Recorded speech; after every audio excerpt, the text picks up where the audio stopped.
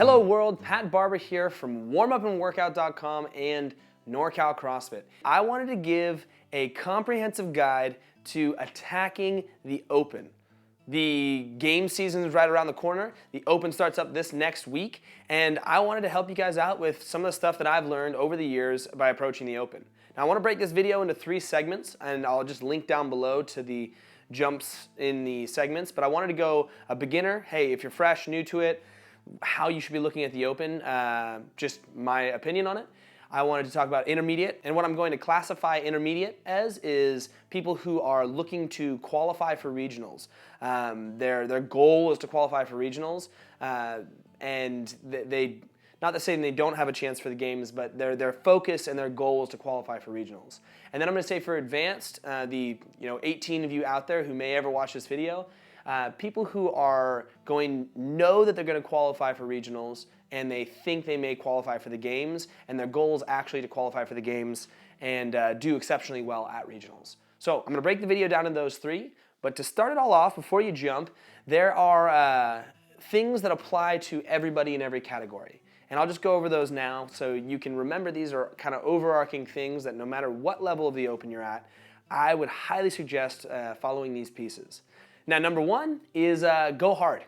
The Open is usually programmed such that you can always do a couple more reps. You don't want to finish a workout thinking that you had something left, because then you have to go through all those hundreds of reps you've just done in order to get those couple reps you may need a little bit more. So every single workout, go hard. You don't want to regret anything. Just give it every single thing you got. And that's kind of what makes it so fun, is you're in a setting compared against other people, and comparing yourself against yourself maybe from the year before, where it makes you go hard. So number 1, go hard. Number 2, strategize. And now this might mean different things for different people, but under strategizing, I'm going to throw, you should go at these workouts differently than you might go at a workout in a day-to-day class. Day-to-day classes, you should be kind of going for broke every single time. Sometimes really hot out the gate, sometimes pacing a workout. But these workouts, it's the time of year where you're looking to score high, not necessarily just get the best workout. And what I mean by that is sometimes if you just go balls to the wall right out the gate, that's not going to be the best strategy. There are times where that is the best strategy, but most of the time a little bit of consciousness going into it of like, hey, I'm going to go a little slower here, a little faster here, based off of my own abilities, will go a long way in towards getting you more reps in the end. So my suggestion is watch people who are similar to your ability and maybe have similar strengths, similar weaknesses. Watch what they do. Watch where they struggle. Watch where they thrive. And maybe try to emulate that and ask them about it. People are usually willing to share how it went. And most people love talking about how much the workout sucked and where they think they could have gone harder. That being said too, everybody's different. You might find a workout's amazing that another person finds really, really hard. So take it all with a grain of salt, but make sure you have some sort of a strategy going in each workout. So number 2, strategize. Number 3, this might seem like a weird one, but it's hand maintenance. Now, hand and body maintenance, but I'm going to kind of focus in on hand maintenance. The reason I'm going to focus in on hand maintenance is basically because the Open is a long period of time. It's over the course of a number of weeks, and in that number of weeks, you're not only training, but you're also doing these competition-style workouts, and you usually go a little bit harder than you might in a day-to-day training session because something's on the line. A lot of these workouts tend to have a lot of movements involving grip, and they tend to have a lot of reps. Now, you should be out there looking to prepare your hands beforehand. So don't tear your hands and then realize you have to have maintenance. Right now, before this Open starts, start prepping the hands. That means start shaving down those calluses, start buying gloves and working them in, or wraps, whatever you need to do, whatever you like that protects your hands. It's going to really come into play if you have any sort of workout that has a high volume of pull-ups or anything that's really, really grippy. You don't want to tear and then have it start to affect the other workouts that are after it. So, number 3, hand maintenance. Highly suggest it. Number 4, let's talk about standards. I want you to hold yourself to a standard. I want you to hold your gym to a standard. I want you to hold your friends to a standard. And when I say standard, I'm talking about range of motion. In the open, it is notoriously done in such a way where you don't always see everybody's videos, but standards are an important thing to have in life. Just gonna throw that one out there, but especially in the open, it's a great way. It's the only true way you know that you're actually ranking yourself fairly against other people is by having standards. So what I suggest for you is maybe film your movement, film a couple squats, film a couple wall ball, watch it for yourself. See if you would be okay putting that out there for the world to see. If so, then you're probably doing the right thing. Then what I would suggest is when you're choosing a judge, look for a judge who actually judges to a good standard, who actually gives people no reps here and there because they didn't quite hit it, because they're going that competition speed.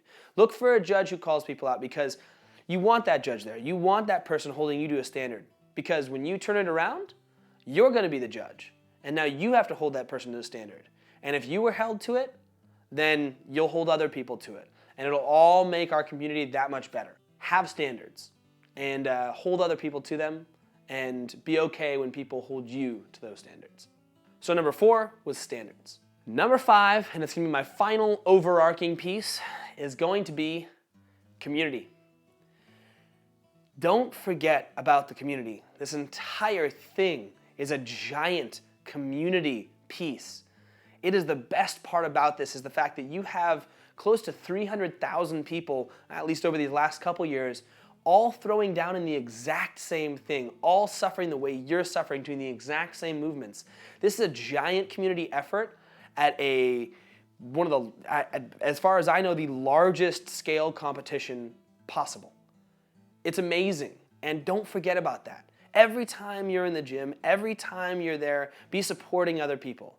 Don't be pissed when your buddy beats you. You can be frustrated, but don't be pissed. Go up, high five him, heckle him, and then take him out for a beer. This is all about community.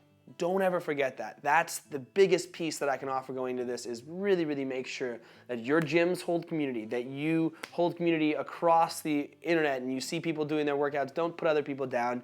Just be happy with what you're doing and love the community that you're a part of because that's huge. That's the main driving piece behind why I think the Open's a valuable thing for our world is community. That was 5. So 5 was community. Those are my 5 overarching pieces that I think no matter what skill level you're at, you're going to take something from that and kind of try to follow those guidelines as you go through the Open. Now I'm going to start talking about beginners and give some advice for if you're a beginner or if you're maybe just a first time coming into the Open.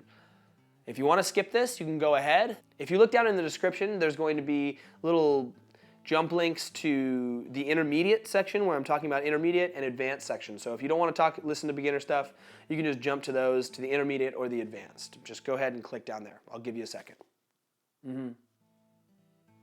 All right, well, let's talk about beginners. Hello everyone who is a beginner or new to this. First off, welcome. It's super, super fun. You're about to experience something a little unique, especially if you've never competed before. If this is your first competition or if this is just kind of your first Open, it's a very unique experience. Now there's some things that, other than the 5, that I'd like you guys to keep in mind while you do this. Now, one is that you may not be as fit as you think you are. That's true. You may, once being held to a standard, not perform the way that you want to. And that's okay. Use this as a test. Use this as a test of where you're currently at and how far you want to go and how far you want to push yourself over this next year to get better. Now, you also could find that you're a lot fitter and could do a lot more things than you thought you could. You might find that you all of a sudden do have a muscle up, or you do have double unders, or you have more capacity than you expected, and you're beating people you normally don't think you would. If that's the case, congratulations. Now, either way, when you're doing this Open, remember why you started it or why you signed up for it. And that's up to you. Now, did you sign up to see how fit you are, or did you sign up just for fun? Now, if you signed up to see how fit you are, I would suggest doing the workouts multiple times. Doing the workouts in every possible setting so that you get the best score possible. So you really know how hard your body and your mind, because your mind plays into how hard you can push. Now, if you're just doing it for fun, I would suggest doing these once. Now, if you don't really care about ranking yourself, I would suggest just doing these once and treat it as just like an event. Go in there and picture it as like you're on the main stage of the CrossFit Games and you have one shot to prove what you got. And so you're going to head out there and you're going to give it everything that you got.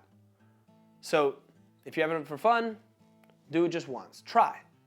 If you're doing it because you want to kind of see how you rank, I mean, you're still having fun, I would suggest doing it multiple times.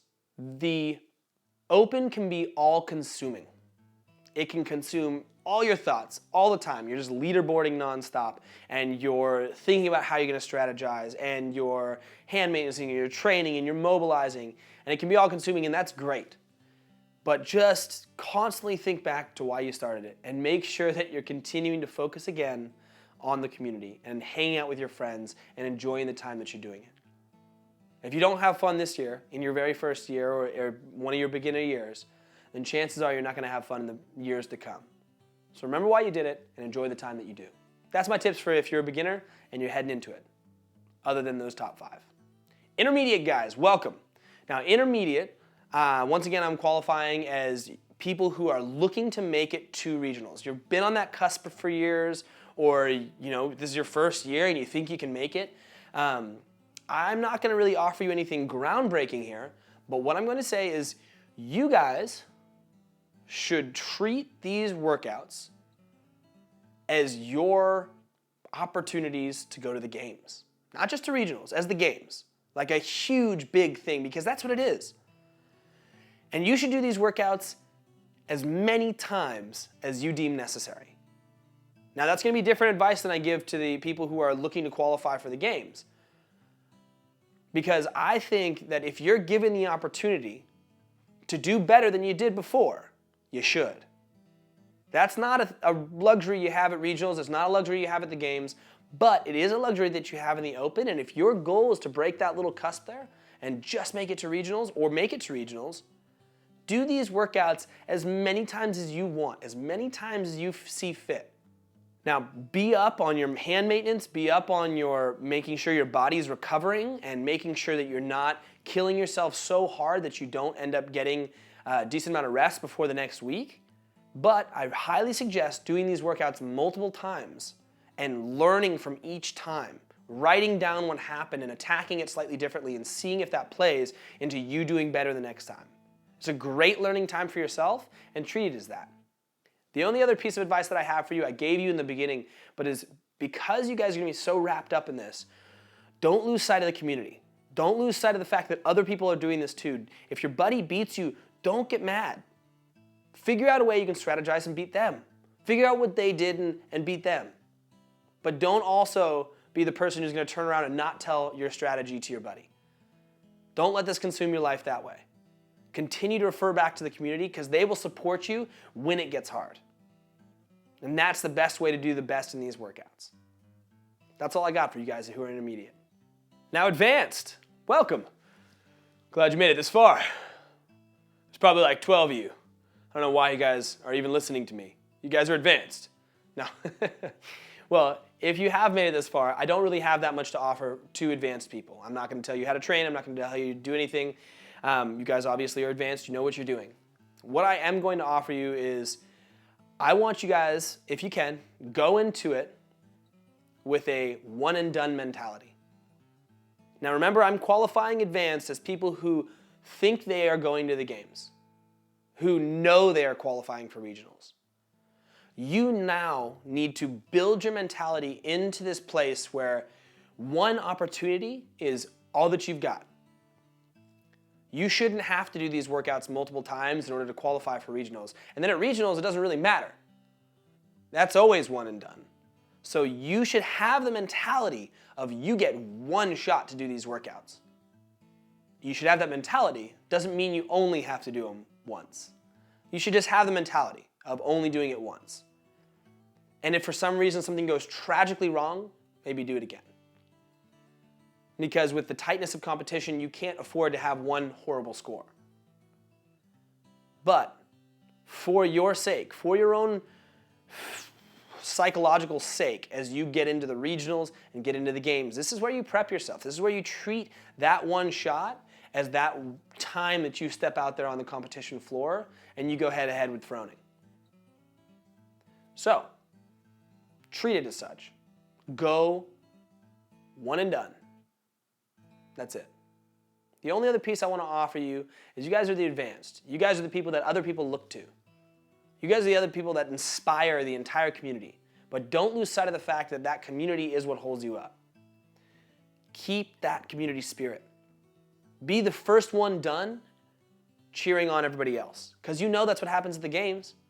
But don't be any different in your home gym. Don't get so lost in yourself and getting to these games that you lose sight of the community. And that's all I got. Good luck. Enjoy the Open. It's going to be a damn good year.